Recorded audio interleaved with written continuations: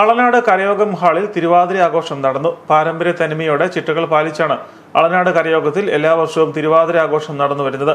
മകീരം നാളിൽ എട്ടങ്കാടി നിവേദ്യ സമർപ്പണവും തിരുവാതിര നാളിൽ ആർദ്ര വ്രതാചരണവും നടന്നു.